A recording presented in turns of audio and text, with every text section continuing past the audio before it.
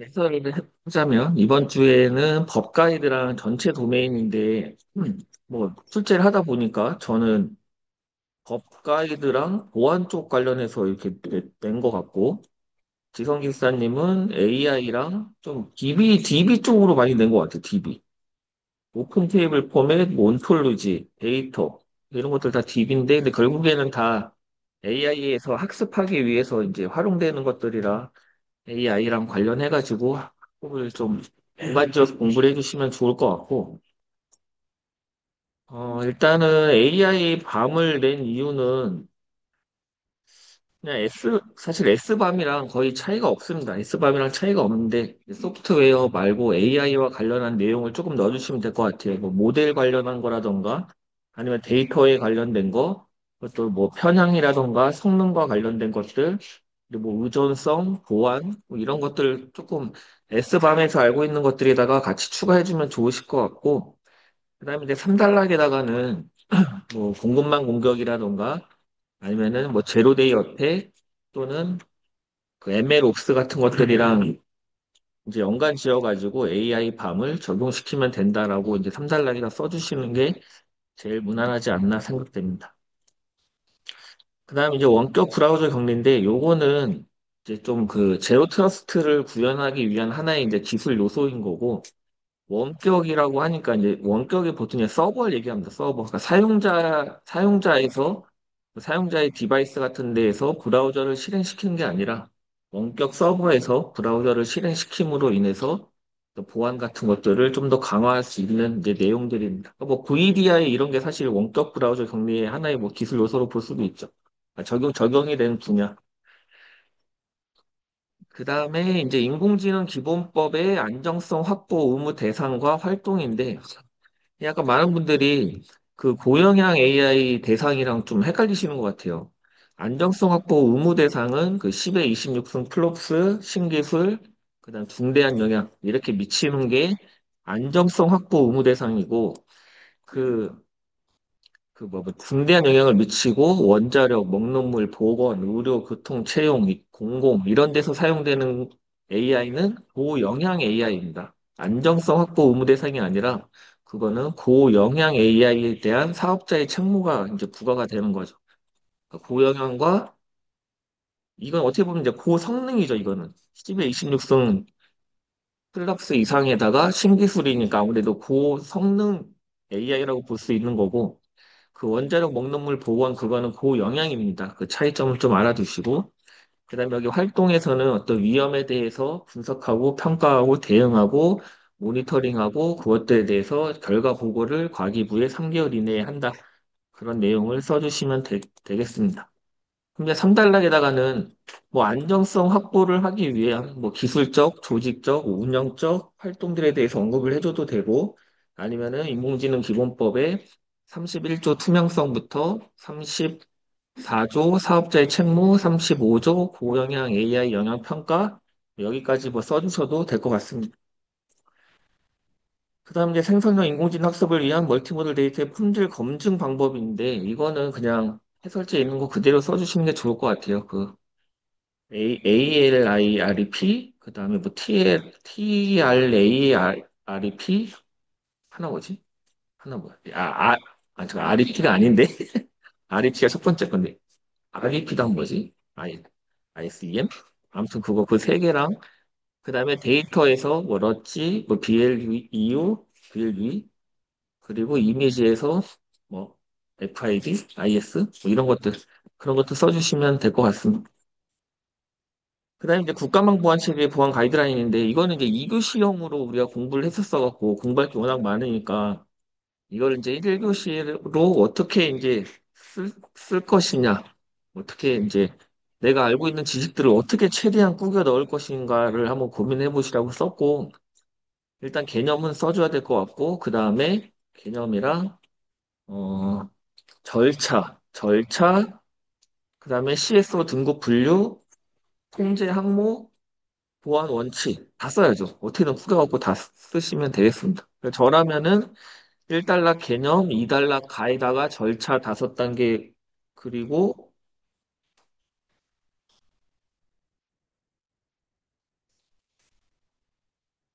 어떻게 되지? 그럼, 아니다. 1달러에다가, 이거 어쩔 수 없다. 1달러에다가 그냥 이렇게 해갖고, 개념, 등급, CSO 이렇게 해갖고, 세 줄로 쓰고, 그 다음에 2달러 가에다가 절차, 2달러 나에다가 통제 항목, 3단락에다가 보안 원칙, 그 생산 저장, 이동 원칙 이렇게 해갖고 답을 썼을 것 같습니다. 뭐 어떻게든 다 넣어야죠. 최대한 알고 있는 거. 그다음에 이제 개인정보 영향평가 이제 33조고 대상 언급하면 되고 그다음에 이제 절차 쓰면 되겠죠. 절차에다가 이제 그 인공지능과 관련해갖고 추가된 것들 좀 강글 같은 데다가 추가됐다라고 언급해 주시면 좋을 것 같고 아니면 3단락에다가 쓰셔도 되고 그 다음에 이제 3단락에다가는 개인정보 영향평가랑 그 고영향 AI에 대한 영향평가에 대한 어떤 중복 규제 이런 것들을 어떻게 해결해야 될 것이냐 그런 내용 써주시면 될 것 같습니다. 일단 정보 시스템 운영 성과 관리는 이제 바뀐 거대로 써주시면 될 것 같아요. 그 업무와 비용 측면 맞나? 그거 바뀐 거 있죠. 점수 바뀌었잖아요. 그거 바뀐 거대로 3.0이 아니라 이제는 60점, 40점 기준으로 뭐 바뀐 거, 그 내용 바뀐 걸로 학습해 주시면 될 것 같습니다. 일단 AI 밤은 제가 찾아봤는데, 아직까지는 표준화가 되진 않은 것 같아요. 아직까지는 표준화가 되지 않아가지고, 그래서 뭐 이런 구성 요소에다가 뭐 딱히 정해져 있는 게 아직은 없는 것 같아요. 뭐 S밤처럼 뭐 공컨버시 의작타 이렇게 아예 딱 정해져 있는 건 없으니까 그냥 약간 이렇게 모델이라던가 데이터, 뭐 라이브러리, 성능과 관련된 거, 보안과 라이센서 관련된 거, 여기 사람, 조직, 뭐 책임자, 뭐 이런 거, 그리고 운영과 관련된 것들. 어디에는 또 하드웨어와 관련된 것들까지도 같이 넣으라고도 하는 데가 있습니다. 그래서 이제 뭐 딱히 정해진 건 없으니까 요 느낌을 살려가지고 S밤에다가 AI에 대한 모델의 구조, 그리고 데이터에 대한 뭐 특성, 전처리, 뭐 이런 것들을 같이 써주면은 되지 않을까라고 생각이 들고, 이거는 이제 SPDX인데 우리가 그 S밤에서 SWID, 뭐 사이클론 DX 뭐 있잖아요. 그 걔네들인 것 같아. 거기서 하는 애들. 얘네들이 이제 자기네들이 뭔가 표준화를 하고 싶어가지고 이 AI 밤과 관련한 뭐 이렇게 약간 논문, 해설서, 약간 이런 게 있어요. 자기네들이 만들어 놓은 거. 거길 보면은 이렇게 이제 구성이 되어 있다라고 이제 나와 있거든요. 뭐이 그림을 반드시 암기해야 될 것까지는 없지만 그래도 뭔가 개념도를 그릴 때 참고하시면 괜찮을 것 같습니다. 그 다음에 이제 마지막 3단락엔 요거 이제 그 뭐야, 바나나 시켜갖고 만든 거거든요, 이미지. ML옵스에다가 AI 밤을 접목시키고 이 라이프 사이클을 이렇게 그려줘라 했더니 이렇게 그려주더라고요. 그래서 이렇게 뭐 ML옵스 플러스 AI 밤을 해가지고 이런 거버넌스 그리고 우리가 이제 그 투명성 확보를 해야 되잖아요. 그런 데다가 AI 밤을 이용을 해서 투명성 확보를 좀 할 수 있다고 이런 거 언급해 주시면 괜찮을 것 같습니다. 그다음에 이번 원격 브라우저 격리, 그리고 무신뢰 기반 웹 접근. 그 무신뢰라고 하면은 이제 제로 트러스트인 거죠. 제로 트러스트 기반의 웹 접근 기술이 RBI가 되겠습니다. 사용자의 로컬 장치가 아닌 원격 서버에서 웹 브라우저를 실행해서 악성 코드나 제로데이 공격으로부터 사용자를 보호하는 보안 기술입니다. 보안. 그래서 이렇게 뭐 이것도 이제 바나나 이용해갖고 그렸는데 모바일, PC, 태블릿 이렇게 있죠. 그러면은 이제 제로 트러스트 경, 고립된 브라우저 환경에서 실행을 하면은 이런 머레어, 피싱, 데이터 브리치 이런 것들로부터 보호할 수 있다. 그래서 주요 기능으로는 이제 원격 브라우저 실행, 악성 콘텐츠 우회와 제로 트러스트 웹 오프스, 정책 기반 제어, 안전한 렌더링, 엔드포인트 리소스 부담 완화, 브라우저 활동에 대한 모니터링 및 로그 기록, 서버에서 브라우저 활동을 하니까 로그 기록 같은 것들이 다 남겠죠. 그리고 데이터 유출 방지, 다운로드 제어, DLP 연계. 서버에서 이제 데이터 같은 것들 다운 못 받게끔 하고, 뭐 DLP 연계할 수 있고, 이런 기능들을 제공을 합니다, RBI에서.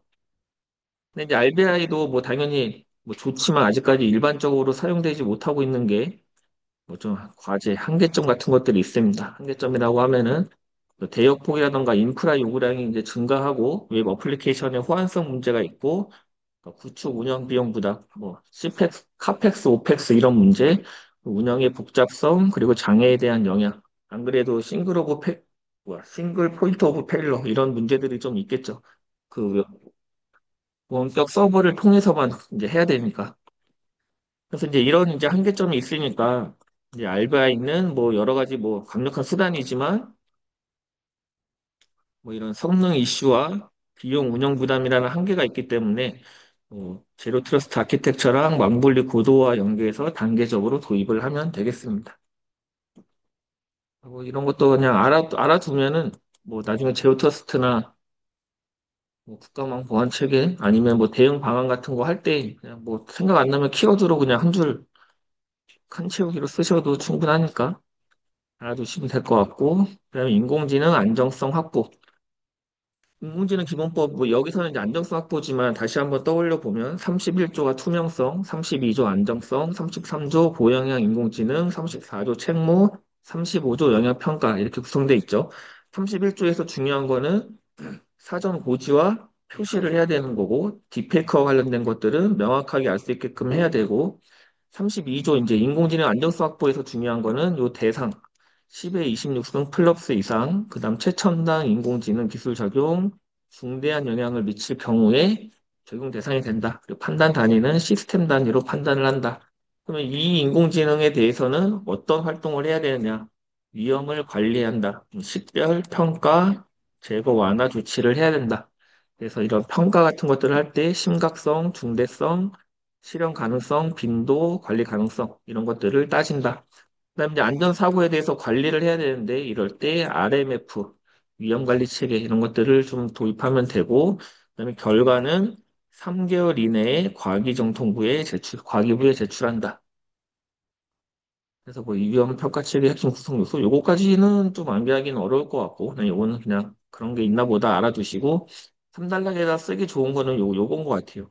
기술 요소, 기술적, 운영적, 조직적 이렇게 나눌 수 있고 기술에서는 기능 제한, 프롬프트 필터링, 알고리즘 교체, 운영에서는 사용자 제한, 응답 거부, API 접근 제어, 조직에선 외부 전문가 자문, 리스크 게이트 이렇게 해가지고 3단락에다가 써주시면 무난할 것 같습니다. 그 다음에 이제 33조 고영향이 아까 얘기했던 기본권에 중대한 영향을 미치면서 에너지, 먹는물, 보건, 의료, 교통, 채용, 공공 이런 데서 사용되는 게 고영향 AI고 고영향 AI를 사용하면 34조 책무에 따라서 위험을 평가하고 설명 방안에 대해서 수립해야 되고 이용자 보호 방안을 마련해야 되고 네 번째 사람의 관리 감독, 문서화 이렇게 이제 5개의 활동을 해야 됩니다. 고영향 AI 영향 평가는 의무 대상은 아닙니다. 그래서 이제 나중에 우리가 피아가 밑에 이제 피아가 나오지만 피아가 민간에 확대해야 된다고 계속 얘기가 나오고 있잖아요. 그러면 민간에 확대했을 때 AI에 대한 영향평가랑 PI 영향평가가 중복이 되니까 그런 것들을 이제 어떻게 해야 되느냐. 중복 규제에 대한 뭐 어떤 대응 방안 이런 것들을 언급해 주시면 무난할 것 같습니다. 생성형 인공지능 학습을 위한 멀티모달 데이터. 뭐 135회 이제 응용에 나왔던 거라서 알아두시면 좋을 것 같고 이거 REP, TRA, ARI. 그래서 이 REP 요게 약자죠. 그래서 표현성, TRA는 여기 약자, 변환성, ARI는 여기에 약자, 정렬. 그래서 뭐 오늘 막 이거 수식까지 써주신 분들도 있더라고요. 좋은 것 같습니다. 그 다음에 이제 이걸 써줘야죠. 텍스트에서의 지표, BLEU, 러지엔, PPL, 뭐 미티어, 사이더, 스파이스, 이미지에서는 IS, FID, 뭐 나머지들 써주시면 될 것 같습니다. 그다음에 이제 국가방문 보안 체계. 여기는 그냥 2교시형 그대로 넣긴 했는데, 뭐, 어차피 공부가 목적이니까. 주요 기반 시설과 국가 공공기관이 직면한 사이버 위협으로부터 핵심 기능과 업무의 영속성을 보호하기 위한 보안 프레임워크다. 마지막 단어는 보안 프레임워크라고 써주시고, 추진 목표는 읽어보시면 될 것 같고, 그 다음에 이제 CSO 등급 분류. CSO는 업무 정보 및 정보 시스템으로 등급이 분류가 가능하고, 그 다음에 위치에 따라서도 분류가 가능합니다. 그다음에 이제 보안 원칙. 정보 생산 저장의 원칙과 정보 이동의 원칙. 정보 생산 저장의 원칙은 내가 C 시스템이야. 그럼 나보다 낮은 등급을 정보에 대해서 생산 저장할 수 있는 거고, 내가 C에 대한 정보를 갖고 있는데 이거는 나보다 낮은 등급의 시스템으로 이동할 때에는 보안 조치를 해야 된다. 이 플러스는 안 된다는 게 아니고 보안 조치를 한다는 거죠. 그 다음에 이제 6개의 통제 항목에 대해서도 언급을 해줘야죠. 권한, 인증, 분리 및 격리, 통제, 데이터, 정보 자산. 그래서 권한에서 A백, SOD, 인증에서 납, 802.1X, 분리 및 격리에서 뭐 가상화, 하이퍼바이저, 통제에서 데이터 다이오드, CDS, 데이터에서는 KCMVP, 두와 정보자산에서는 뭐 ASM, 젤브레이크 또는 사이드 로딩 이 정도 두 개씩 각각 두 개씩 정도는 갖고 가셔야 됩니다. 그다음에 개인정보 영향평가. 개인정보 영향평가는 개인정보보호법 제33조에 따라 하는 거고 개인정보 파일을 운영하는 새로운 정보 시스템의 도입이나 또는 기존에 운영 중인 개인정보 처리 시스템에 중대한 변경이 있을 경우에 개인정보에 미치는 영향을 사전에 조사해서 예측 검토하여 개선 방안을 도출하고 이행 여부를 점검하는 절차입니다. 대상으로는 5만, 50만, 100만 이렇게 되고 중대한 변경이 있을 경우에 한다.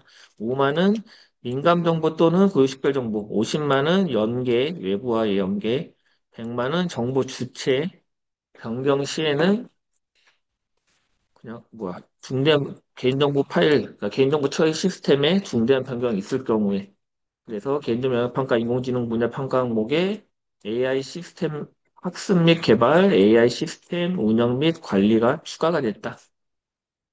개인정보 영역평가 평가 절차도는 사, 수, 이 이렇게 되어 있죠. 사수, 이.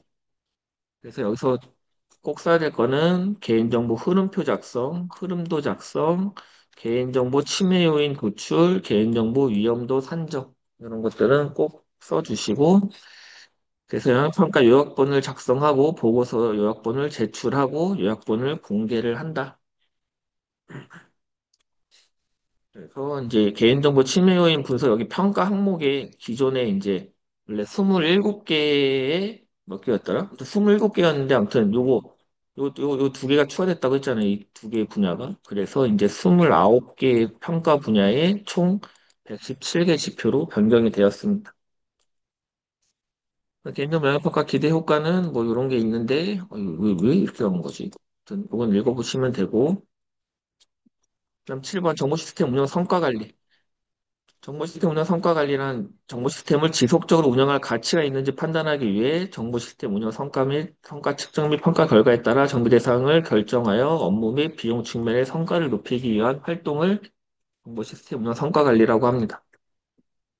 그래서 요거를 가에다가 그려주시면 될 것 같아요. 비용 측면, 업무 측면, 40, 60, 운영의 적정성, 유지의 용이성, 비용의 효율성, 기능 활용도, 업무 성과 달성도, 공통, 고유 해서 점수가 나오면 60점 이상이면 유지, 60에서 40이면 폐기 또는 개선 방안 마련, 40점 미만이면 폐기를 한다. 이 정도 써주시면 될 것 같습니다.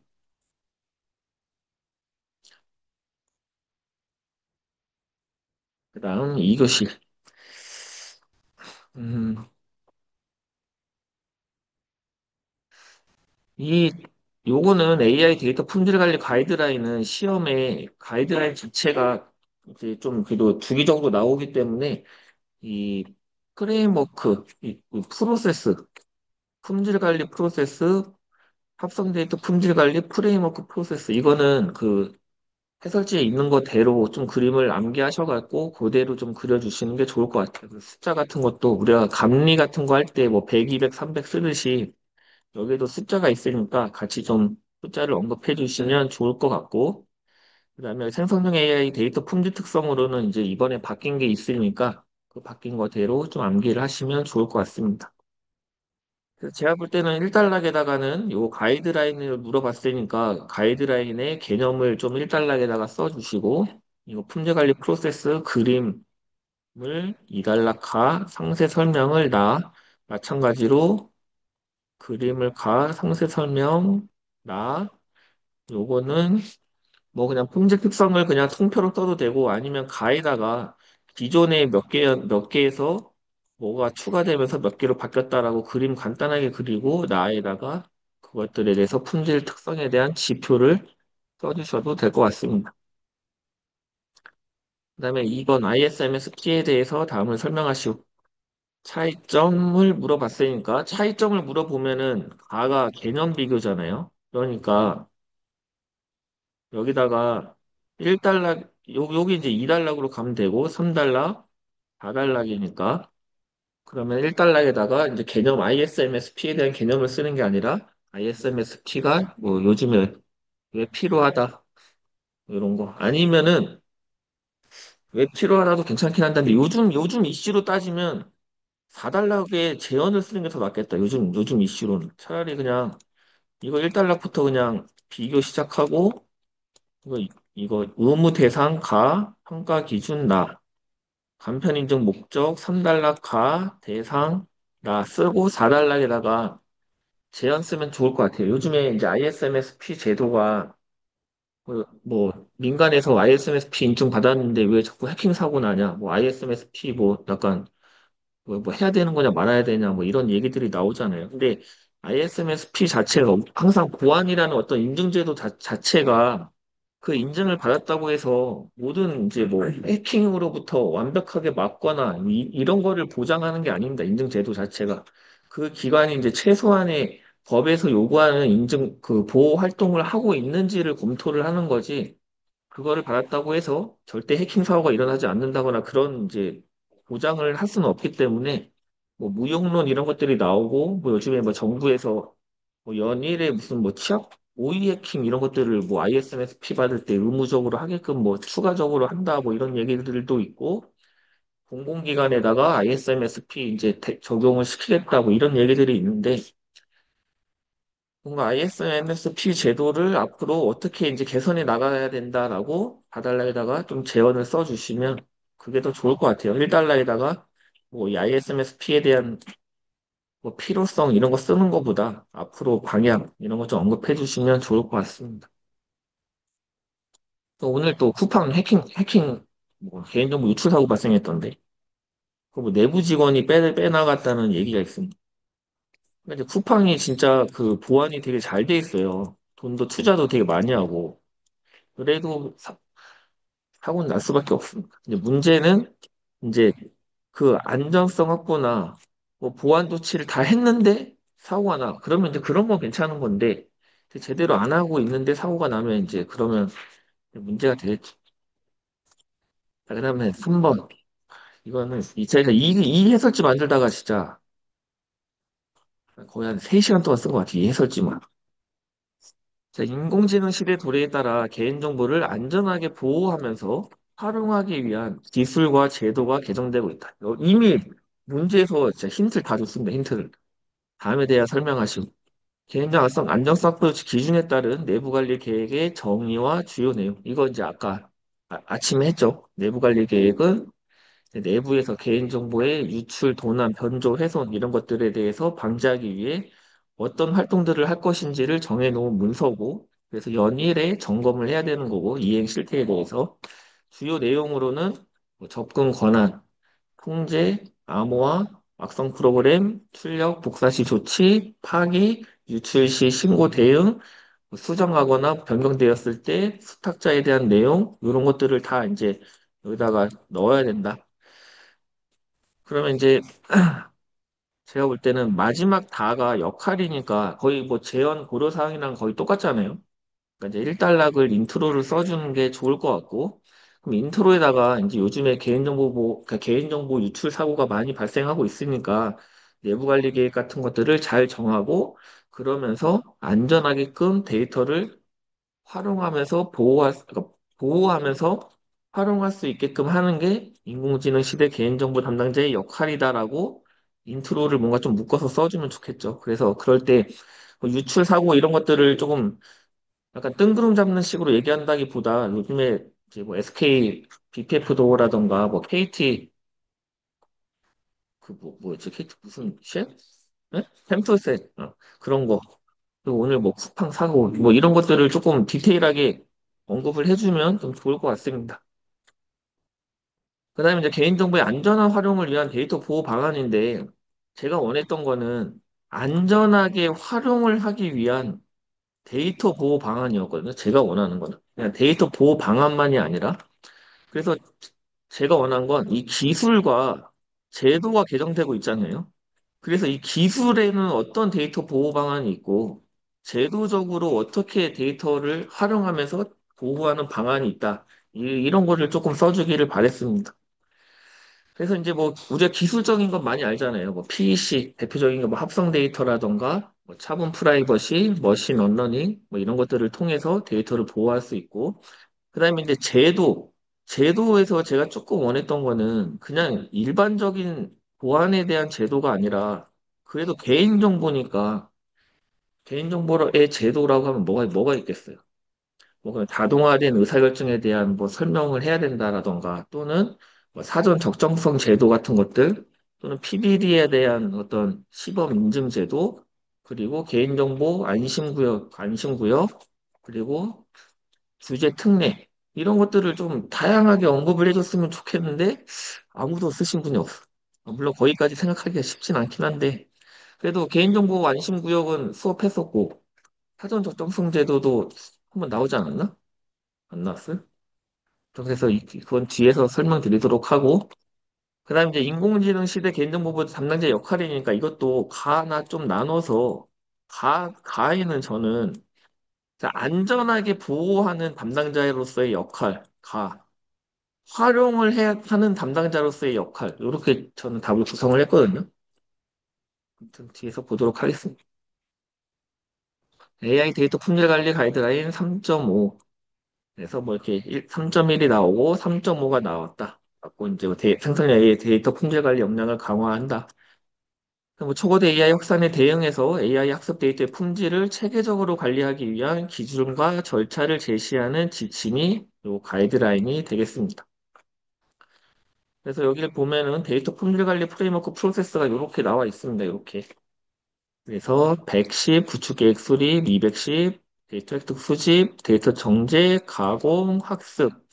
그래서 원시 데이터 이렇게 가고 원천 데이터, 가공 데이터, 학습용 데이터. 이 화살표까지 똑같이 그리신 사람도 있습니다. 이렇게 이따 모범 답안 참고해 보시고.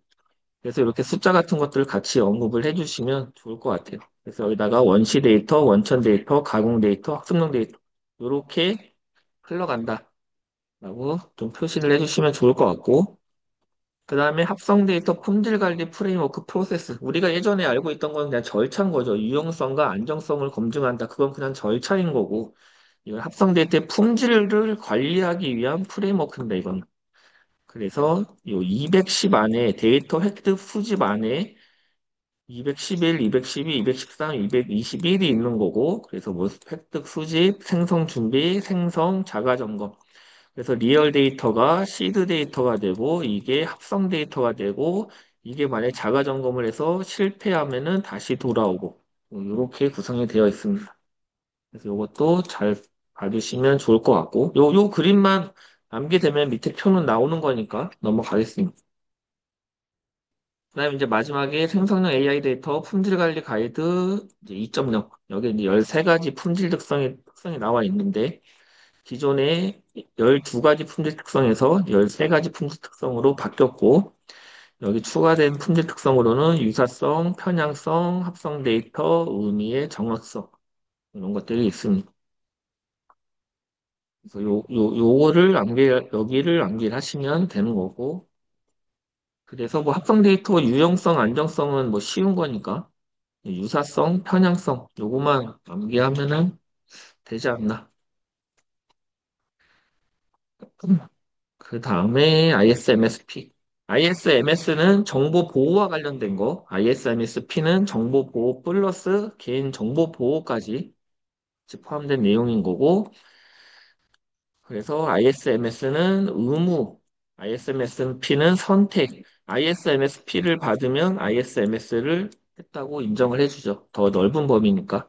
ISMS는 80개, ISMSP는 101개. 개인정보 관리 체계 16개, 보호대책 64개에다가 개인정보 처리 단계별 요구사항 21개가 포함이 돼서 101개, ISMS는 생략이 가능하지만 인증 기준에 대한 생략이 가능합니다. 요런 경우에 한해서.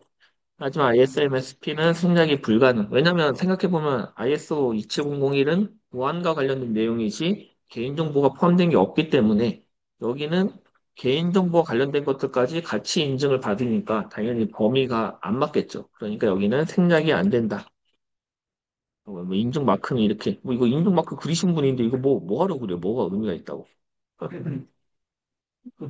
그다음에 이제 의무 대상. 의무 대상은 반드시 암기해야 됩니다. 자율 신청자는 뭐 마음대로 하는 거고, ISP, IDC, 1,500원 이상인 자중 상급 종합병원, 1만 명 이상인 고등교육법에 따른 학교, 정보통신 서비스 부문, 매출액 100억 원 이상인 자, 전년도 3개월간 정보통신 서비스 일일 평균 이용자 수가 100만 명 이상인 자. 요런 거 사실 이런 단어가 되게 좀 그 시험, ISMSP 시험 보면은 일일 평균 정보 주체의 수가 100만 명 이상인 자, 뭐, 이렇게 막 말장난 하는 경우도 있거든요. 이용자와 정보 주체는 다른 겁니다. 이용자와 정보 주체의 차이를 아시는 분. 이용자는 어느 법에서 나올까? 이용자라는 단어는. 이용자라는 단어는 정보통신망법에서 나오고, 정보 주체라는 단어는 개인정보보호법에서 나옵니다. 정보 주체와 이용자의 차이가 뭘까? 우리 ITP가 있어. ITP 사이트가 있어. 그냥 내가 여기에다가 ITP에 와갖고 홈페이지 가입은 안 하고, 아, 이런 교육이 있네? 라고 하면 뭐예요? 그런 사람들은 뭐라고 보는 거예요? 이용자. 가입을 해. 그러면 정보 주체가 되는 거죠. 정보 주체이면서 이제 이용자가 되는 거죠. 근데 우리가 그 회사에 ERP라던가 이제 뭐 회계 급여를 위한 시스템이 있잖아요. 그거는 보통 어때요? 그 회계 급여 담당자가 아닌 이상은 정보 주체만 되지 이용자는 잘 안 되잖아요. 그래서 아까 암호화를 할 때 이용자 외에 정보 잠깐만. 이용자와 아까 뭐였더라? 이용자 외 정보 주체인가? 정보 주체 외 이용자. 아무튼 그 구분자가 있었잖아요.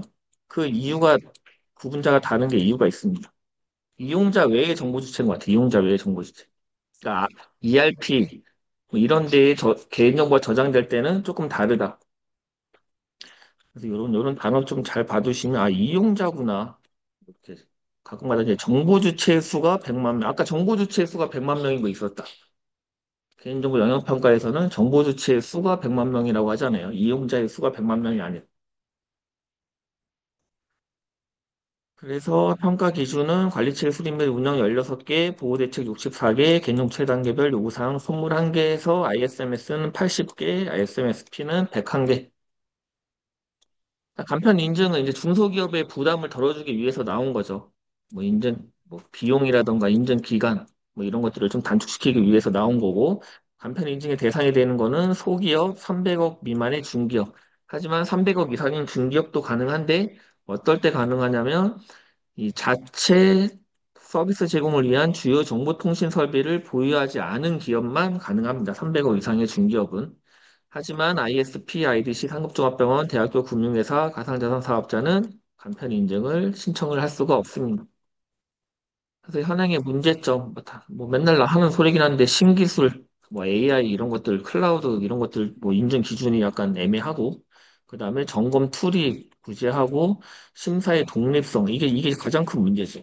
과도한 이의제기 이런 문제가 있다. 그래서 좀 인증에 대한 일관성을 확보를 하고 심사원 역량을 교육을 하고 점검 툴을 확보하고 독립성을 확보하고 이의제기 절차를 마련을 해야 된다. 이런 것 좀 써주시면 되겠습니다. 그 다음 이제 3번. 내부관리 계획의 정의, 내부관리 계획이란 개인정보 처리자가 개인정보의 분실, 도난, 유출, 위조, 변조 또는 훼손되지 아니하도록 안정성 확보에 필요한 관물기에 대한 안전조치 사항을 규정한 계획, 규정, 지침을 내부관리 계획이라고 합니다. 그래서 여기에 포함되어야 될 사항들은 뭐 조직 및 인력 관리, 그다음에 접근 권한에 대한 관리, 접근 통제, 암호화, 접속 기록 보관 및 점검, 악성 프로그램 등 방지, 취약점 점검, 물리적 안전 조치, 이거 두 개는 이번에 10월 31일 날 개정되면서 추가되게끔 됐습니다. 출력 및 복사 시 안전 조치, 개인정보 파기, 유출 사고 대응 계획 수립 및 시행, 위험 분석 및 관리, 수탁자에 대한 관리 및 감독, 내부 관리 계획의 수립 변경 및 승인 이런 내용들이 내부 관리 계획에 포함이 되어 있어야 됩니다. 나중에 회사 가가지고 한번 우리 회사 내부 관리 계획에 이런 것들 다 포함되어 있나? 한번 봐보세요. 그래갖고 요런 거 안 돼 있으면 담당자한테 얘기해. 이거 개정되는데 왜 추가 안 하세요? 이렇게 가서 일 좀 일 시키세요 가갖고. 그 다음에 이제 사실 이제 여기는 일반적인 거고, 공공 시스템 운영 기간은 또 추가적으로 내부 관리 계획에 들어가야 될 사항들이 있긴 한데, 뭐 그것까지는 아실 필요는 없을 것 같고.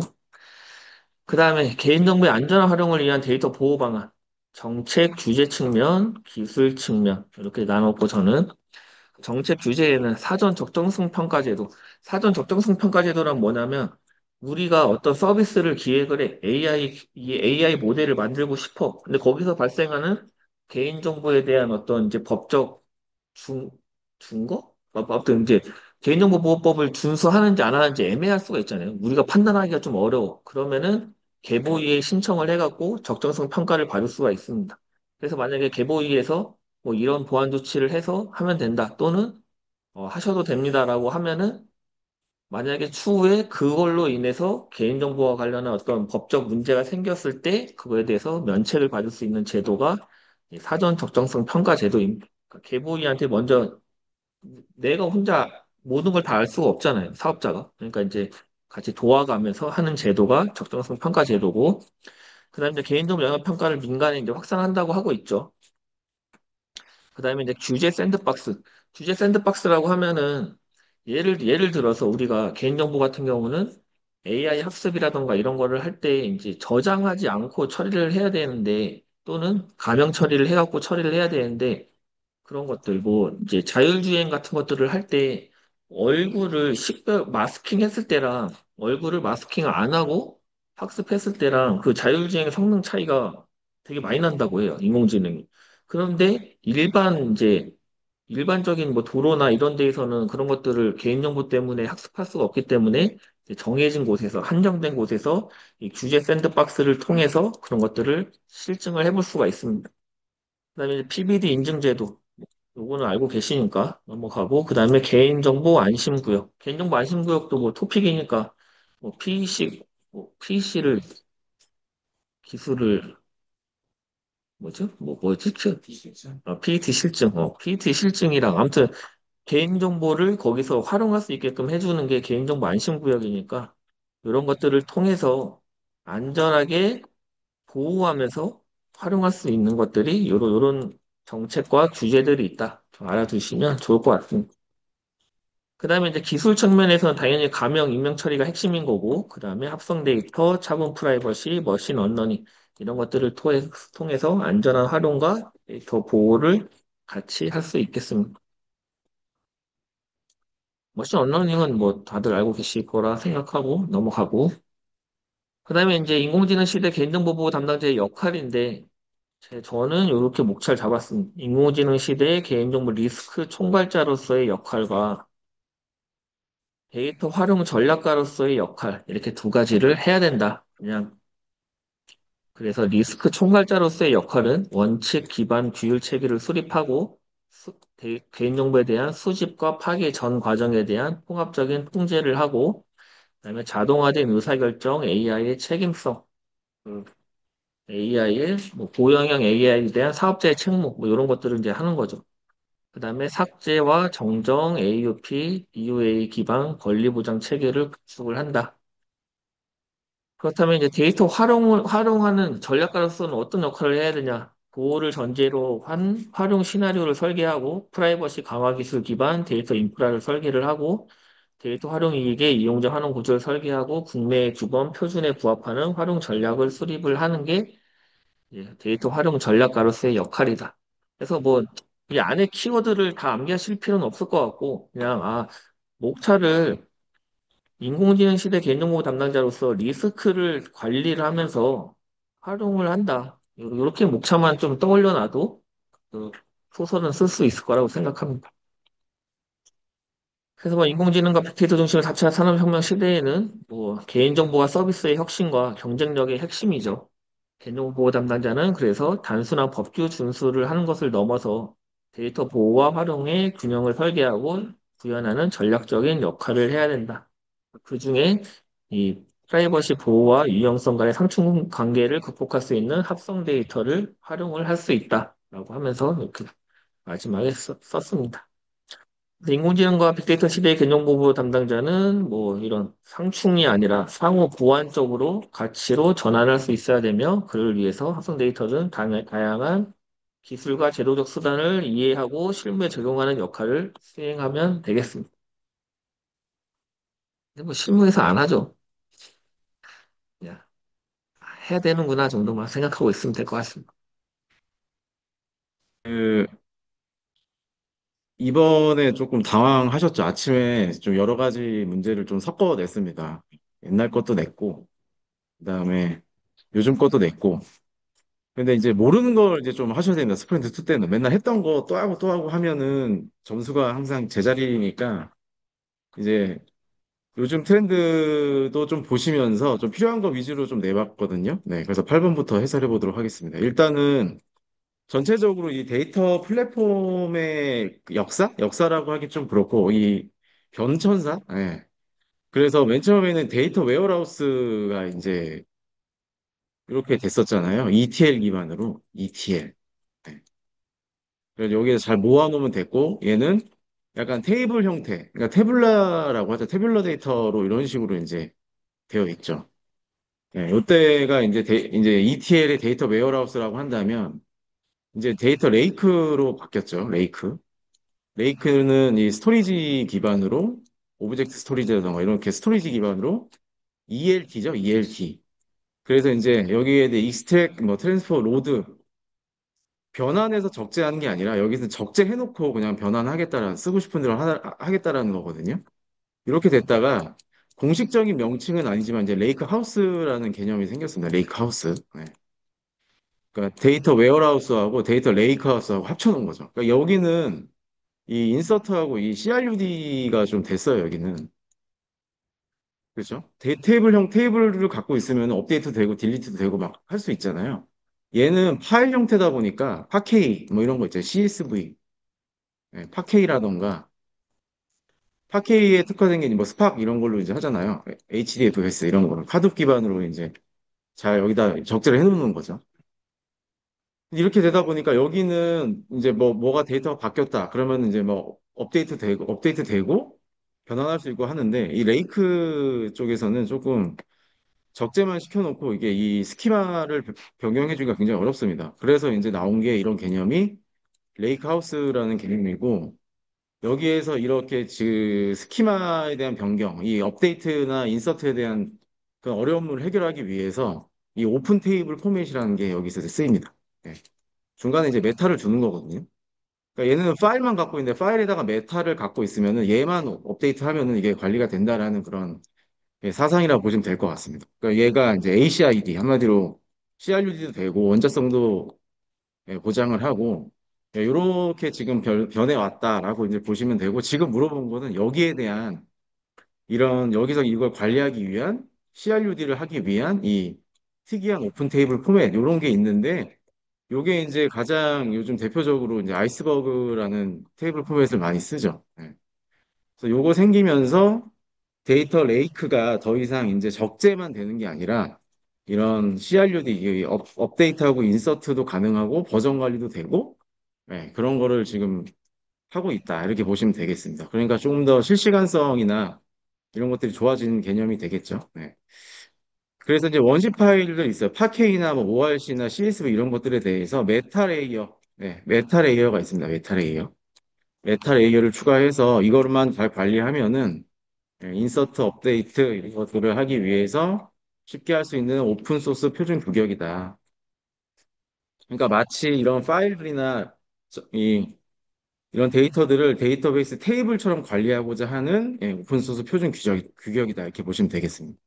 요거는 이제 아이스버그의 이 구조를 가져온 건데 아이스버그 카탈로그 영역이 있고요. 메타데이터 레이어가 있고 데이터 레이어가 있습니다. 여기는 실질적으로 데이터가 쌓여 있는 이 스토리지 영역이고요. 여기가 이제 중요한 부분이 되겠죠, 여기가. 예. 그래서 이제 여기서 구성 요소 중에 메타데이터 파일은 가장 상위 개념이라고 보시면 되겠습니다. 그리고 데이터 파일에 연결되어 있는 거는 매니페스트 파일이라고 해서 얘가 실질적으로 메타를 보유하고 있는 거예요. 그리고 상위적으로 묶어져 있는 거고, 예. 그리고 중간에 여기서 이제 스냅샷을 하게 돼요. 스냅샷. 얘가 스냅샷입니다. 스냅샷. 스냅샷. 스냅샷을 한다라는 거는 지금 얘가 어떤 파일을 바라볼지를 이제 알 수 있다라는 거예요. 그러니까 버전 관리도 된다라는 거죠. 그러니까 파일을 예를 들어서 어떤 뭐뭐뭐 점 파케이라는 파일이 있었었는데 얘를 엎어쳤어요. 엎어쳤어. 그러면은 옛날 같은 경우에는 컬럼이 중간에 추가가 된다거나 이런 것들을 정확하게 핸들이 안 됐는데 이런 것들에 대해서 버저닝도 가능하고 거꾸로도 갈 수 있고 지금 뭐가 바뀌었는지도 알 수 있고 네, 이렇게 된다라는 겁니다. 자, 그래서 요 그림의 중에서 이 매니페스트 리스트, 매니페스트 파일, 스냅샷, 메타데이터 파일 요거는 꼭 가져가셨으면 좋겠어요. 이런 거. 아이스버그가 그대로 나올 수도 있고 아니면은 이런 것들 중에 가장 대표적인 게 이제 아이스버그다라고 하면서 오픈 테이블 포맷의 개념들을 아이스버그로 대체한 건데 이런 구성으로 되어 있다라고 보시면 되겠습니다. 그리고 이 데이터브릭스 같이 이제 얘는 상용 벤더잖아요. 데이터브릭스. 예. 그래서 이런 개념으로 이제 델타 레이크라고 요즘 많이 하는 것 같아요. 델타 레이크. 그래서 이런 개념이다. 그래서 매니페스트 파일, 매니페스트 리스트, 스냅샷, 메타데이터 파일. 예. 그래서 메타 레이어가 추가가 된 겁니다. 중간에. 예. 옛날에 이게 없었죠. 이게 없었고 그냥 여기 파일로만 이렇게 있었었는데 지금 뭐가 바뀌면 이 안에 내부적으로 메타가 스냅샷도 되고 뭘 바라볼지 이렇게 바꿔주면서 관리가 된다. 예. 그래서 ACID 트랜잭션을 지원해준다. 그리고 변경된 데이터에 대해서만 읽기가 가능하다. 바뀐 게 있으면은 그죠? 스냅샷 최근에 스냅샷에서 뭐가 바뀌었는지를 알 수 있는 거잖아요. 증분형으로 읽기가 가능하다. 그리고 스키마 에볼루션 요거는 이제 스키마 한마디로 여기에서 이런 스키마들이 변경이 되면은 이런 것들 지원해준다는 얘기잖아요. 그래서 컬럼에 대한 추가 삭제 변경 아까 말씀드렸잖아요. 이런 것들에 대해서 수행이 된다.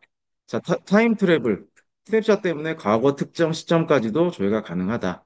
요 네 가지 꼭 특징 꼭 알고 계셨으면 좋겠습니다. 이런 기능들을 제공하기 위해서 이런 오픈 테이블 포맷 기술이 되어 있다. 그러니까 과거에는 이런 것들이 불가했었었는데 지금은 가능하게 되는 것이고 실시간성이나 정합성 측면에서 더 좋아졌다. 이렇게 보시면 되겠습니다. 그래서 아이스버그 꼭 한번 공부해 주세요. 이거 아이스버그. 그리고 이제 후디 이런 것도 있습니다. 아파치 후디. 예. 아파치 아이스버그, 아파치 후디 이런 후디. 죄송합니다. 후디. 네. 꼭 공부해 주시고요. 그 다음에 피지컬 AI, 요거는 제가 이번에 그 셀트과제 냈었었는데 한번 비교해 보시라고 타겟형으로 낸 문제고요. 비슷합니다. 일단 자율, 뭐 행동, 판단, 추론 있는데 행동이 실질적으로 이 물리적인 실체에서 일어나느냐. 가장 큰 게 이거죠. 네. 그러니까 로봇에 대한 팔이나 뭐 드론이나 자율주행이나 이런 것들이랑 잘 엮여가지고 실제 물리 환경에서 액션이 일어나느냐. 네, 그거에 대한 차이입니다. 그리고 에이전틱 AI에서는 자율적으로 목표를 설정한다. 그 다음에 학습, 추론, 행동. 네, 그러니까 여기 키워드는 예, 누누이 말씀드리지만 자율, 목표, 네, 그다음에 추론, 네, 행동 이렇게 가는 거죠. 네. 이런 것들이 잘 보였으면 좋겠고 여기에서 피지컬 AI는 이제 물리적인 실체랑 조금 더 연결이 된다. 네. 그리고 여기서 봤을 때 적용 분야 뭐 여러 가지 이게 이렇게 좀 로봇공학 스마트 팩토리 안에서 뭐 안에 로봇 팔들이 막 왔다 갔다 하고 자율주행과 물류 드론이라던가 이런 것들에서 이루어지고요. 그다음 실질적으로 물리 세계, 현실 공간에서 이루어진다. 요게 이제 핵심적인 게 되겠죠. 동작 환경. 그리고 디지털 또는 가상 환경에서 이루어진다. 에이전틱 AI는. 그리고 중요한 게 핵심 기술은 여기 쪽은 약간 이런 추론이나 뭐 오늘 잘 써주셨던데 뭐 COT, MOE 있는데 그런 것들 해주시면 되겠고 여기에서는 조금 차이가 느껴지도록 이렇게 뭐 센서, 라이다, 로봇, 드론, 액추에이터 특히 이런 물리적인 행동과 상호작용을 하기 위한 약간 이런 쪽 느낌을 많이 줬으면 좋겠습니다. 피지컬 AI니까. 네. 그래서 뭐 특징은 당연히 물리적으로 제약사항이 아직 있으니까 좀 조심해야 된다. 하드웨어에 대한 종속성이 있다. 당연하겠죠. 예. 그리고 실시간적으로 데이터들이 저 스트리밍 형태로 들어가야 되겠죠. 왜냐하면은 팔을 움직이고 정지하고 하려면은 예, 이게 실시간으로 데이터가 막 들어가야 됩니다. 그렇기 때문에 이런 내용들. 네. 그래서 굉장히 지금 뭐 피지컬 해가지고 에이전틱에서 피지컬로 많이 넘어가는 그런 그 단계이긴 한데, 그렇죠? 이게 어쨌든 간에 뭐 이렇게 융합이 돼야 된다. 네. 라고 보시면 되겠습니다. 상호 보완적인 거지. 이게 뭐 각각 노는 건 아니다. 네. 그리고 뭐 피지컬 AI를 실현하려고 한다면 에이전틱 AI를 먼저 실현해 두고 그다음에 뭐 실질적으로 검증을 통해서 적용을 해야 된다. 단계적으로 적용하는 방안 그런 것들도 한글로 적어주시면 되겠습니다. 자, 클린 아키텍처는 오늘 잘 적어주신 분들도 계신데 일단 사기층이잖아요. 관심사를 분리하고 추상화를 해서 의존도를 낮춘다. 그렇죠? 이런 설계 구조다. 아키텍처는 소프트웨어 설계 원리 또는 구조다. 이렇게 보시면 되겠습니다. 그래서 사계층이라는 것을 이제 잘 적어주시면 되겠고요. 그 다음에 여기 그림에서 빠진 게 이게 엔티티 유즈 케이스, 뭐 컨트롤러, 그다음에 뭐 UI 어댑터 이런 것들이 있는데 이 화살표가 빠졌어요. 바깥에서 안쪽으로 이렇게 이제 의존성이 가야 되거든요. 요거 중요합니다. 요거 이 그림에서는 빠졌는데 저희 서브노트에서는 있었던 것 같아요. 그래서 요거 네. 그래서 바깥쪽에 위치할수록 아래 쪽에 안 바뀐다고 그랬잖아요. 잘 고정적으로 안 바뀌는 것이 이제 핵심적인 이런 비즈니스 엔티티고 유즈 케이스나 컨트롤러 많이 바뀔수록 바깥에 있다. 그러니까 의존 관계는 그쵸? 이 안에서 밖으로, 밖에서 안으로 이렇게 이제 들어가야 되는 거죠. 그래서 구성 요소는 이제 잘 아실 테니까 요거를 얼마나 오늘 정확히 쓰셨느냐 그리고 요거까지는 알고 계셨으면 좋겠어요. 일단 종속성 해가지고 예, 외부 계층과 내부 계층은 서로 영향을 받지 않도록 해야 된다. 추상화 원리다. 가장 안쪽에 있는 거는 바깥쪽에 용해할수록 예, 벌써 이 의존 관계가 없다. 예. 한마디로 안쪽에 가장 많이 변하지 않는 핵심적인 것들을 넣어야 되고 바깥으로 갈수록 예, 그러니까 의존이 이렇게 되는 거죠. 밖에서 안으로 들어가야 되는 거죠. 그래서 요 화살표 오늘 안 그리신 분들은 꼭 요거 다시 예, 꼭 그려주셨으면 좋겠습니다. 자, 그리고 데이터 패브릭하고 이제 메쉬인데, 그래서 이 데이터 사일로 현상을 해결하기 위해서, 그렇죠? 이게 두 가지가 나온 거잖아요. 데이터 사일로라는 게 결국은 데이터를 각각 뭔가 발전시키고 조직별로 필요한 걸로 막 이제 만들어 놓고 각각 이제 발전시키면서 서로 나중에 이제 재무 쪽 리포트를 딱 보면 뭐 값이 하나 있어요. 이번 년도 실적이 뭐 100만 원이에요. 근데 재무가 아니라 영업적 실적 리포트를 보면 200만 원이에요. 왜 이거 차이가 날까? 거꾸로 가다 보면은 원천은 똑같은데 굉장히 뭐 이 안에 로직도 다르고 바라보는 소스도 다르고 막 이렇기 때문에 이런 것들 이제 조직에 대해서 별도의 어떤 그런 로직과 별도의 소스를 가지고서 데이터를 막 만들다 보니까 중구난방으로 하다 보니까 나중에 바라보는 최종 리포트 안에서도 값이 달라요. 그렇기 때문에 그런 데이터 사일로를 그 현상을 제거하기 위해서 이 패브릭과 메쉬가 나왔는데 패브릭은 일단은 그 딱 보여줘야 될 그런 키워드가 이 중앙화입니다. 중앙화. 네. 네.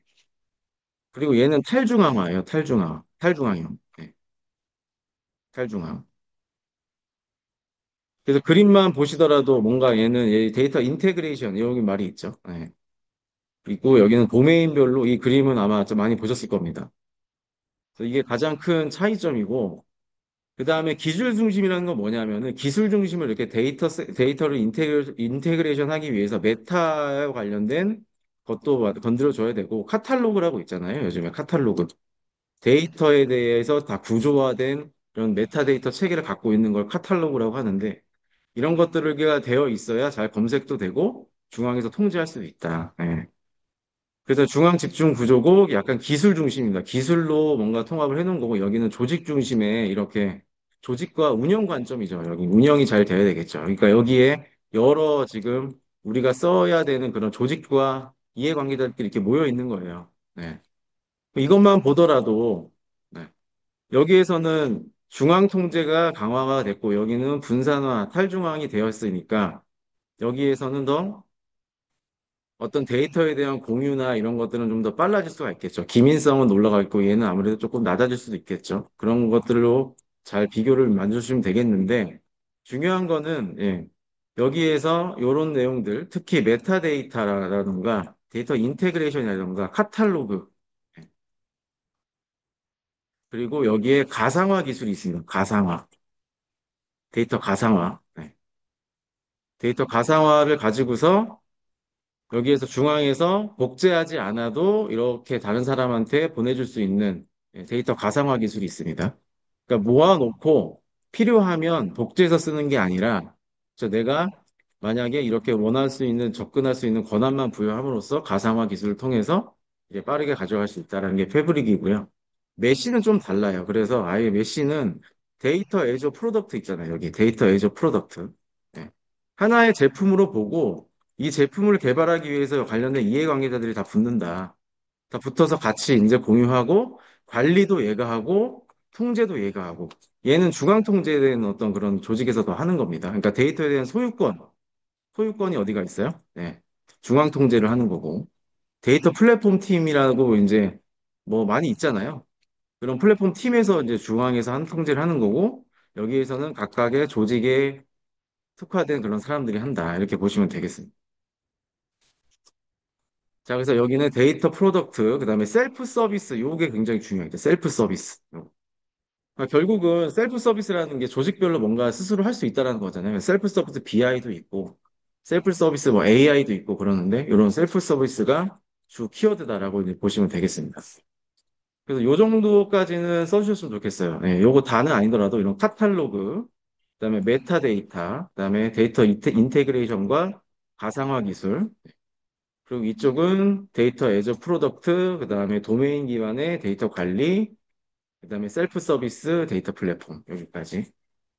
요거는 뭐 맥킨지에서 이렇게 정의를 하고 있다고 하네요. 이쪽이 데이터 프로덕트 영역이잖아요. 네, 그래서 뭐 각각의 뭐 고객 영역, 뭐 서비스 영역, 인플로이먼트 뭐 이런 영역에 대해서 그런 식으로 뭐 관리를 한다라는 그림이니까 다시 한번 보시면 되겠습니다.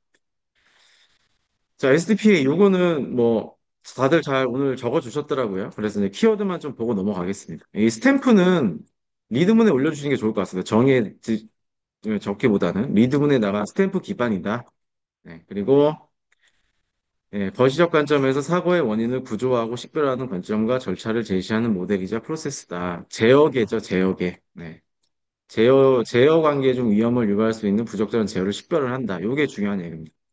제어를 잘 보이게 하셔야 됩니다. 제어. 중요한 키워드 이게 두 가지라고 했잖아요. 컨트롤 스트럭처하고 언세이프 컨트롤 액션. 그리고 여기 네 가지 유형까지 알고 계시면 더 좋을 것 같습니다. 여기 네 가지 유형. 자, 그래서 여기 오늘 뭐 CS, 이렇게 UCA 이런 식으로 약간 그, 이걸 뭐죠? 이렇게 약간 조금 줄여가지고 써주신 분이 계신데, 줄이셨으면은 어딘가에 설명회라도 이거를 좀 풀어주셨으면 좋겠어요. 네, 그런 식으로. 네, 그래서 이제 줄임말은 꼭 풀어주셔야 된다. 그래서 다시 한번 절차 보시면 어널리틱이잖아요. 어널리틱은 절차가 중요하다고 다시 한번 말씀드립니다. 어널리틱. 어널리틱은 절차가 중요하다. 자, 사고 및 위험 정의, 컨트롤 스트럭처 도식화하고, 언세이프 컨트롤 액션 도출한 다음에 마지막에 뭐 이렇게 한다라는 거죠.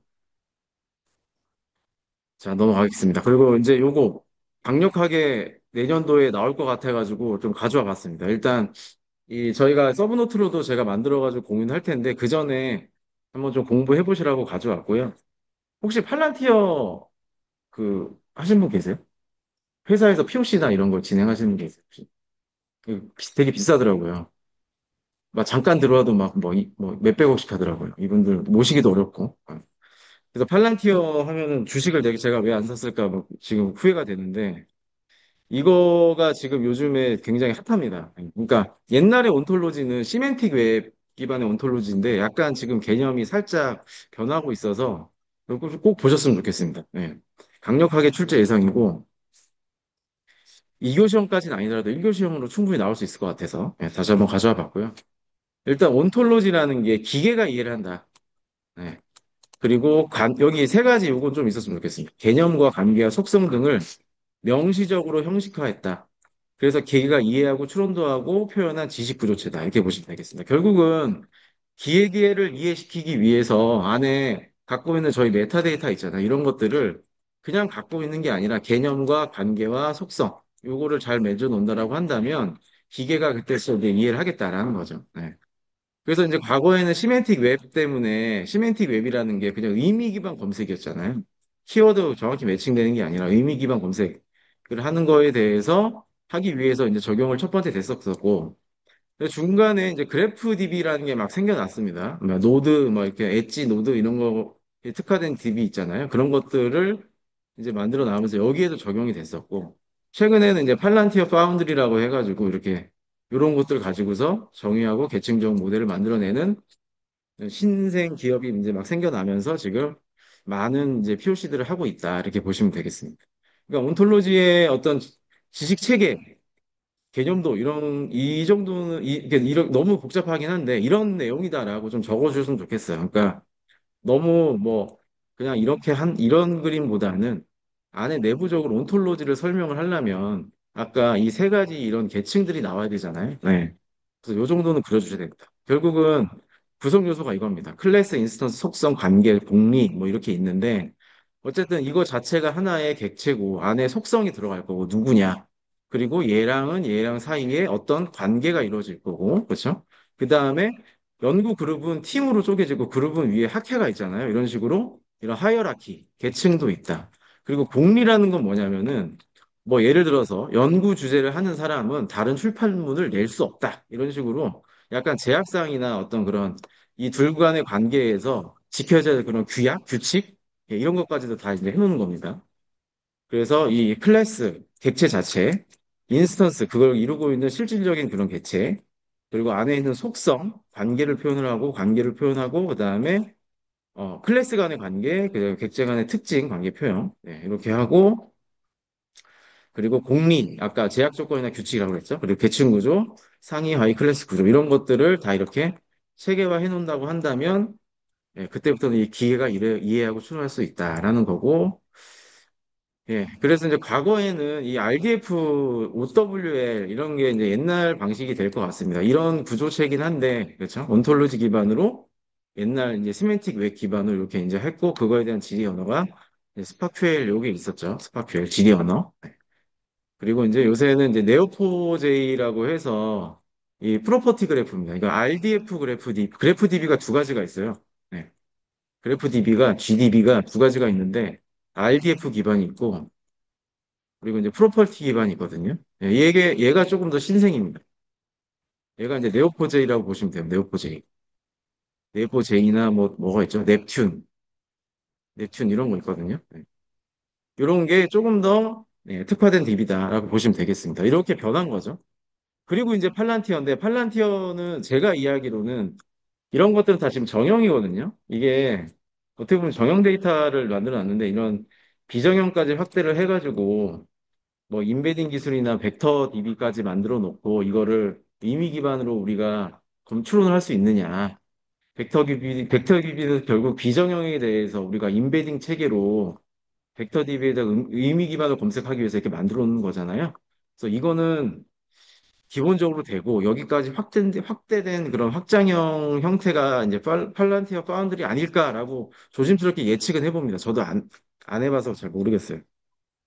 그래서 일단 여기까지 일단 기본적으로 알고 계시면 키워드는 다 나온 것 같아요. 자, 저기 보시면 일단 시멘틱 웹, 옛날 기술, 지식 그래프, 이런 것들을 구조한 전체적인 이 그래프를 이제 날리지 그래프라고 합니다.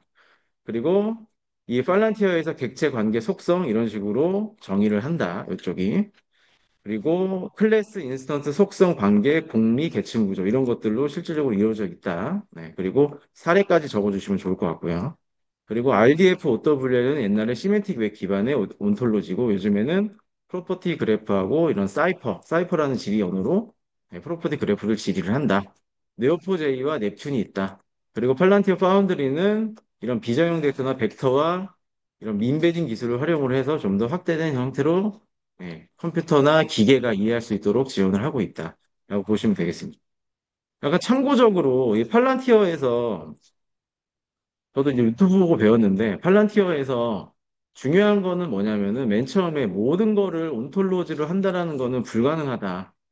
모든 걸 온톨로지 하는 건 불가능하고 정확하게 목표에 대한 설정, 해결하고자 하는 문제 정의, 문제에 대한 정의를 먼저 해놓고 목표를 그 다음에 설정하고 그거에 대해서 데이터를 이제 구조화해놓고 그 다음에 이걸 해결하기 위해서 어떻게 해야 될지 의미 기반으로 해결책을 제시해달라고 하면은 이런 식으로 해준다라고 보시면 되겠습니다. 그래서 요즘에 이거가 너무 핫해서 막 그 패스트 캠퍼스 이런 데서도 막 강의가 올라오고 있거든요. 예, 냄새 맡은 것 같아요. 거기서도. 그러니까 꼭 공부 꼭 하시기 바랍니다. 네. 자, 그리고 2교시는 제가 4번부터 냈는데 4번은 조금 뭐 그냥 요즘에 보안이 하도 핫하니까 가져와 봤습니다. 또 뭐 최근이 아니라 어젠가 오늘인가 쿠팡도 이제 개인정보 털렸다고 하더라고요. 그래서 이제 그런 측면에서 봤을 때 다시 한번 좀 키워드 위주로 다시 한번 좀 보도록 하겠습니다. 일단은 공격 표면이라는 거는 공격하고자 하는 그런 주체가 대상으로 여기는 모든 걸 다 공격 표면이라고 합니다. 그러니까 클라우드도 이제 확대가 됐고, 그다음에 저희가 갖고 다니는 그런 개인기기 있잖아요. BOID 뭐 이런 것들 있잖아요. 이런 것들 내가 들고 다니는 그런 기기. 그러면 그리고 뭐 이런 것들이 이제 뭐 소셜 뭐 그런 뭐 디지털 소셜 뭐 이런 여러 가지 그런 피지컬 AI 이런 것들을 다 이제 표면으로 다 이제 보여줄 수 있을 것 같아요. 이거 어쨌든 공격 표면이 많이 증가하고 있다. 네. 그래서 이제 ASM이라고 하는 거 매니지먼트를 해야 되는데 결국은 이 전체적인 개념, 이 프로세스, IT에 대해서 어떤 자산이 있는지를 식별을 해야 된다. 첫 번째 식별하는 게 중요하겠죠. 그다음에 분석을 해서 우선순위 어떤 것부터 만약에 동시다발적으로 막 문제가 생길 때 어떤 것부터 조치할지 리스크 기반으로 우선순위를 설정을 해놓고 모니터링하고 지속적인 관리를 통해 가지고 어떤 장비와 어떤 불필요한 뭐 소프트웨어가 있는지 그런 진입점에 대해서 모두 알고 있어야 그렇죠? 그다음에 뭘 할 수 있는 거잖아요. 우리가 자산이 뭔지도 모르는데 뭐가 어디서 이제 뚫려 있는지도 모르는데 그런 것들을 할 수 있느냐라는 관점으로 지금 ASM이 필요하다는 거고 이 세 가지 유형 꼭 보십시오. 이 세 가지 유형. 그래서 사이버 어셋, 그 다음에 익스터널 어택 서페이스, 그 다음에 디지털 리스크 프로텍션 서비스 이렇게 해가지고 세 가지가 있다. 내용을 읽어보시면 되겠고요. 식별하고 그 다음에 이 중간에 있어서 아까 말씀드린 것처럼 여기 식별, 분석, 우선순위 지정, 그 다음에 지속적인 모니터링까지 이렇게 보시면 되겠습니다. 자, 그리고 뭐 조금 더 나아가서 그러면은 좀 사례 기반으로 좀 몇 가지 말씀드리자면 첫 번째는 저는 가장 위험한 게 뭐냐면 뭐 이 그냥 액세스 올로 되어 있는 이런 거 많이 쓰잖아요. AWS에서 저도 설정할 때 포트 지정 안 하고 막 이런 식으로 하는 것도 있고 특히 이제 Git 같은 데도 Git 이그노어 설정 안 하면 막 그 내 키 같은 거 다 한 번에 막 올라가고 하잖아요. 이런 것들도 다 이제 표면이 될 수 있을 것 같고. 그다음에 뭐 S3 버켓 같은 거 있잖아요. 이런 것들도 클라우드에서 많이 쓰는데 프라이빗 아니라 퍼블릭으로 열려 있는 거 이런 것들도 될 것 같고. 뭐 서버도 말할 거 없는 것 같습니다. 서버도 그렇고. 네. 그래서 이런 저장소 관점 그리고 서버 관점, 그리고 여기 이제 코드와 관련된 이런 관점, 그리고 방화벽과 관련된 네트워크 관점, 이렇게 여러 가지 관점에서 노출된 그런 표현들이 있다라고 각자 한번 생각해 보시기 바랍니다. 그래서 네트워크 관점, 이런 코드와 관련된 코드 저장소 관점, 서버와 관련된 관점, 그리고 마지막으로 이 저장소 관점, 이 데이터가 저장되는 위치, 이런 것들. 그러니까 그리고 마지막에 내 디바이스, 사용자가 사용하는 그런 디바이스 관점. 그래서 이제 뭐 VPN 없이 뭐 접속할 수 있는 개발 환경이라던가 뭐 그런 것들 다 이제 이런 표현이 되겠죠. 네. 자, 그래서 이런 것들에서 관리가 필요하다라는 거고 다 좋은 내용입니다. 모니터링하고 다 해야 되는데 결론적으로는 제로 트러스트 뭐 당연한 거죠. 좋은 얘기 여기 다 있습니다. 그리고 뭐 가지성 증가 해가지고 뭐 대시보드 만들고 복잡성 제거하고 다 좋은 얘기고 여기에다 추가로 요즘에 이제 IAC 다 아시죠? 네. 그래도 요거 같은 것도 이제 사람이 설정하는 게 아니라 사람이 뭔가 설정을 하면 무조건 휴먼 에러가 발생을 하니까 코드 기반으로 하자. 이런 것도 좋은 내용인 것 같고. 제가 계속 강조하고 있는 심, 뭐 SOA 이런 것들도 지금 이런 자산이 잘 식별이 되어야 로그가 쌓일 거고 로그가 쌓이면은 탐지하고 그 다음에 자동으로 대응할 수 있는 이런 영역까지 이렇게 확대시킬 수 있다. 그러니까 표면에 대해서 사람이 하는 게 아니라 코드로 하고 여기서 이제 쌓인 로그를 가지고서 분석을 하고 탐지를 하고 여기에서 자동화까지 한다. 이렇게 좀 확대를 시켜줬으면 좋겠습니다. 네. 나머지는 좀 읽어보시면 좋을 것 같고요. 자, 그다음에 데이터 중심 AI. 오늘 1번 문제를 잘 쓰셨는데, 오늘 1번 문제 이거였잖아요. 품질 관리였잖아요. 근데 5번 문제를 같이 잘 못 썼다라고 하시는 분들은 다시 한번 좀 생각을 해보십시오. 이게 같은 맥락입니다, 결국은. 이 리드문으로 가베지, 쓰레기가 들어가면, 그죠? 가베지 인 하면 가베지 아웃이다. 이렇게 보시면 될 것 같아요. 그러니까 쓰레기 데이터가 들어가면 쓰레기가 나온다. 예, 이런 내용입니다. 그러니까 데이터가 좋아야 결국은 좋은 모델이 나오는 거지. 예, 이 안 좋은 데이터로 암만 모델을 좋게 해봤자 이제 한계가 있다.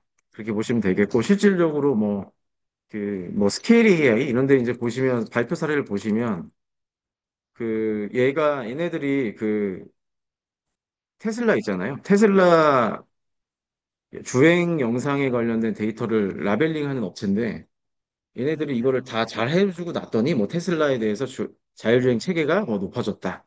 그 모델이 굉장히 잘 동작을 했다. 이런 뭐 내용의 기사를 본 것 같아요. 네. 그래서 결국은 모델이나 알고리즘에 대해서는 한계가 있다. 데이터의 품질과 구성과 다양성, 여기 세 가지. 품질, 구성, 다양성. 여기에 중점을 두고서 모델을 개발해야 된다라는 거고요. 결국은 그러니까 데이터 얘기를 하셔야 돼요, 여기는. 뭐, 모델 얘기 중간에 뭐, 환각 제거 이런 거 다 뭐 약간 이상한 얘기고, 결국은 저희가 배웠던 건 뭐예요? 클렌징. 그죠? 데이터 클렌징. 그 다음에 데이터 프로파일링. 저희 다 서브노트에 있습니다, 이거. 그 다음에 라벨링과 관련된 거, 어노테이션과 관련된 거. 그 다음에 관련된 게 이제 합성 데이터, 이런 거 얘기해 주시면 좋겠죠. 합성 데이터. 네. 이렇게 가셔야 되는데, 오늘 내가 혹시 여기에 대한 얘기를 구체적인 전략과 기법을 혹시 모델과 관련된 예를 들어서 뭐가 있죠? 앙상블이나 뭐 이런 걸 썼다. 약간 좀 빗나간 겁니다, 오늘. 네. 데이터 중심이니까 데이터 얘기를 많이 하셔야 돼요. 그래서 오늘 내 답안이 혹시 앙상블 뭐 평가 기법이라던가 뭐 이런 거를 쓰셨다라고 하시면은 조금 방향이 바뀌었다. 아니, 방향이 잘못됐다. 그렇게 보시면 되겠습니다. 자, 2달랑의 전략을 쓰라고 했거든요. 전략인데 또 기술을 쓰신 분들은 조금 또 보셔야 됩니다. 네. 결국 데이터 중심 AI를 하기 위해서 중요한 게 뭐예요? 품질 관리해야 된다. 지표 설정하고, 그렇죠? 모니터링하고 시각화 해가지고 봐야 된다. 라는 거고. 그 다음에 중요한 게 아까 다양성이라고 했잖아요. 데이터의 구성과 안에 내부적으로 클래스를 봐야 된다. 그리고 여기에다가 붙이라고 한다면 저는 자동화를 붙일 것 같아요. 자동화. 이거를 사람이 하면 한계가 있다. 그렇죠? AI는 계속 시기각각 변하는데 이걸 사람이 언제 다 확인하고 있어요. 이런 자동화 돼야 된다. 요새 그리고 또 뭐예요? 그냥 무조건 갖다 쓰는 게 뭐예요? AI 여기다 이제 어시스턴트 해야 된다. 이러면은 전략이 나오겠죠. 첫 번째, 품질에 대한 전략을 세워야 되고 두 번째, 데이터 다양성에 대한 전략, 자동화 전략, AI 구현 이런 식으로 전략은 조금 더 상위 레벨로 써주시고 거기에서 나오게 전략에서 그대로 뽑아주시면 되겠죠. 그럼 품질과 관련된 거, 아까 클렌징, 뭐 프로파일링, 다양성, 그리고 뭐 이런 것들 있잖아요. 그런 것들을 잘 적어주시면 될 것 같아요. 네. 자, 그래서 다시 보시면 더 중요한 거, 마지막으로 저는 이걸 사달라고 빼면 좋을 것 같습니다. 결국은 데이터 클린징 잘하고, 라벨링 성능 평가하고, 인베딩도 마찬가지예요. 그래서 인베딩 잘하려면 뭐예요? 인베딩 잘하려고 하면은 청킹 잘 돼야 되거든요. 청킹. 얼마나 잘 짜려야 되냐. 청킹 전략 같은 거 잘 설정해야 된다. 이런 것들 다 적어주시면서 클렌징, 그다음에 이상치, 결칙치 제거, 클래스 조정 등등등 해가지고 데이터 얘기를 많이 하시고 마지막은 결론적으로는 우리가 데이터 라벨링도 잘해야 되고 인베딩도 해야 되고 결론은 제가 이거 말씀드렸었잖아요. 저희 저번에 AI 특강 할 때 이 반도체 그 시약에서 그 백신 시약에서 이물질 검출하려고 하는데 이거 알바 시켰더니 품질이 안 나왔는데 연구원들이 붙어가지고 했더니 품질이 갑자기 확 향상됐다 이런 얘기 했었잖아요. 결국은 오토 라벨링인 건 초반에 전문가에 대해서 수작업 사람이 일단 정확하게 해줘야 그 다음에 오토 라벨링이 되건 뭐 되는 겁니다. 그렇기 때문에 이런 휴먼 인더 루프로 도입을 해야 된다라고 하는 게 사달락이 됐으면 오히려 더 깔끔하게 잘 될 것 같습니다. 자, 그래서 이 문제는 데이터와 관련된 얘기를 많이 했습니다. 데이터, 저희 전처리하는 그 영역 있잖아요. 근데 데이터도 다 같은 데이터가 아니었죠. 첫 번째, 정형 데이터, 비정형 데이터. 비정형 데이터 뭐예요? 여기도 음성 있었고, 그 다음에 영상 있었고, 영상에서는 뭐 중요한 거 뭐였어요? 어노테이션. 정확하게 위치 파악해줘야 되고, 그 다음에 라벨링 해줘야 되고, 네. 이런 것들 다 적어주시면 됩니다. 그러니까 전처리에 대해서 내가 잘 배웠으면은 다 쓰실 수 있는 내용들인데, 네, 조금 아쉬웠다. 이렇게 꼬아놓으니까 조금 이제 다른 내용들 많이 쓰신 게 있었습니다. 그래서 여기에 좀 더 집중해 주시고, 마지막에 결론은 휴먼 인더 루프. 네.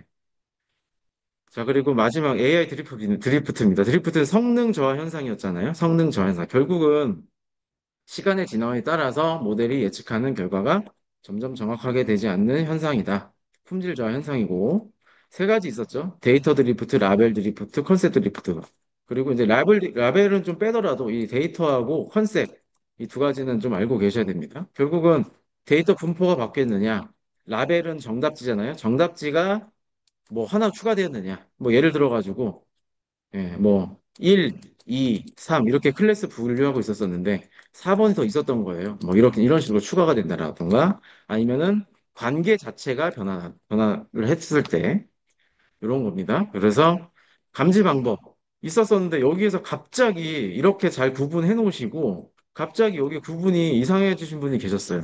그냥 그대로 각각의 데이터의 분포가 달라졌을 때, 레이블이 바뀌었을 때, 컨셉이 바뀌었을 때를 각각 그냥 풀어주시면 되는데 뭔가 내가 디테일한 기법을 모르니까 여기가 이제 이상해지는 겁니다. 네, 그대로 감지하기 위해서 이런 기법들. 여기에서 보시면은 KS 테스트, PSI, 그다음에 KL 다이버전스, 그다음에 JST. 요 정도 알고 계셔야 돼요. 요게 데이터 분포, 전체적인 분포를 확인하는 그런 기법이고, 레이블의 변화를 감지하는 거, 카이 제곱 테스트, 그다음에 라벨 디스트리뷰션 히스토그램, 이 히스토그램으로 이렇게 그리는 거거든요. 라벨이 어떻게 막 변하는가? 네. 요 정도 알고 계셔야 됩니다. 이렇게 몇 가지 한 두세 개 정도는 알고 계셨으면 좋겠어요. 그 다음에 예측값, 실제값에 대해서 오차 추적하는 거. 이건 아시잖아요. 억철시, F1 스코어, 이런 것들. 네. 그다음에 DDM, 어드윈, 이런 것들 좀 가져가시기 바랍니다. 네. 2교 시험으로 충분히 나올 수 있습니다. 이거 진짜. 그래서 이거 다시 한번 말씀드리지만 그냥 헐렁하게 이렇게 해야 된다라기보다는 정확하게 이 기법 몇 가지만 제대로 이제 알고 계셔도 네, 남들보다 훨씬 더 고득점이 나온다라고 생각하시면 되겠습니다. 이제 여기는 약간 운영 관점이잖아요. 실질적으로 이 MLOps 전체적인 파이프라인에서 데이터 준비하고 저희가 모델 알고리즘 다 만들어 놔서 이미 지금 운영으로 넘어간 거예요. 넘어가가지고 그 다음에 이 드리프트가 나온 거죠. 성능 저하가 나오니까 결론적으로 우리 뭐 해야 되냐라고 지금 여기 이 영역을 물어보는 건데 오늘 이제 적어주신 분들 중에서 여기 뭐 테스트 기법이라던가 이런 걸 이제 또 적어주셨다라고 하면은 이게 뭔가 또 미스가 난 겁니다, 이게. 결론은 운영 이후에 이걸 더 잘하기 위해서 우리는 여기에서 감지를 잘해야 되고 감지 이후에 뭘 더 잘해야 되느냐 이 내용인데 네. 여기에 다시 한번 이 위치 한번 다시 한번 생각 좀 해보세요. 지금 테스트 이쪽 앞 단계가 아닙니다. 지금 이미 많이 넘어와서 운영을 하고 있고 하고 나서 어떻게 더 잘할 거냐 이거에 대한 내용이기 때문에 이 앞에 내용을 쓰신 분들은 조금 좀 보셔야 됩니다. 네. 자, 그래서 이제 뒤쪽 얘기를 풀기 위해서 이 AI 드리프트 해결 방안 여기 이제 봐야 되는데 AI 드리프트라고 이렇게 하니까 또 여기에서 가장 제일 안 좋은 거 기술적 방안, 관리적 방안 너무 모호해요. AI잖아요. AI니까 AI 요용이 얼마나 많아요. 그거에 대해서 어떻게 해결할 거냐로 다양하게 적어주셔야 되는데 특히 기술적 방안은 그래도 괜찮아요. 관리적 방안은 굉장히 모호한 내용들이 많았습니다. 이런 것들은 결국 4단락을 빼주는 게 좋습니다. 내가 물어본 거, 이 출제자가 지금 물어본 거는 3단락에 쓰시는 것이 중요하잖아요. 그렇죠? 정확한 내용을 써주신 것이 더 중요하다.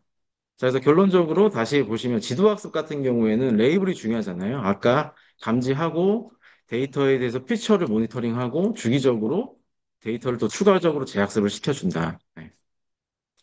자, 그리고 비지도학습 같은 경우에는 라벨링이 없잖아요. 분포 모니터링하고 클러스터에 대한 구조의 변화를 감시를 하고 막 이런 식으로 시각화도 할 수 있다. 시각화를 통해서 관리한다. 강화학습 같은 거는 보상 정책이 잘못됐으면은 맛이 가잖아요. 전략과 보상 정책에 대해서 검토를 하고, 그리고 특히 이 보상에 따라서 어떻게 지금 모델이 바뀌는지 주기적으로 평가하고, 네. 그 마지막에 생성형, 요즘에 이쪽도 있잖아요. 이제 여기에 대해서 평가하는 것들, 이런 것들은 괜찮은 것 같습니다. 그래서 결론적으로 요거, 뭐, 블루, 로그, 뭐, 그다음에 버트스코어, 이런 것들 가서 평가를 해서 어떻게 지금 답변이 나오고 있는지 한다. 그리고 주기적으로 파인 튜닝도 할 수도 있고, 그리고 유저 피드백을 잘 수집을 한다. 이것도 휴먼 인도 루프죠. 결국은 이런 식으로 다 될 것 같습니다. 자, 그래서 아까 뭐 여기에서 이제 사실 이 영역은 데이터와 관련해가지고 이 데이터 드리프트, 결국은 ML이나 딥러닝이나 이런 쪽으로 데이터의 구조나 안의 형태나 패턴이나 이상치나 이런 것들을 잘 감지를 해야 된다라는 거고, 분포와 관련해가지고 이런 것들이 있다. 조금 더 깊게 내가 알고 있다라고 한다면은 사달락에다 적어주시는 것도 방법이 될 것 같습니다. 네. 자, 그래서 지금 AI의 이제 약간 변화라기보다는 패러다임이라고 보시면은 모델을 옛날에는 특히 알고리즘을 많이 개발을 해서 이 성능을 올리려고 노력을 많이 했어요. 그런데 이게 한계가 있다. 그래서 이제 젠슨 황도 결국은 데이터가 중요하다. 데이터 센트릭 AI가 나왔고 데이터와 관련해가지고 어떻게 클렌징 할지 저희가 배웠던 거, 이게 한 꼭지가 될 거고요. 클렌징이나 뭐 이렇게 잘 정제하는 부분. 예.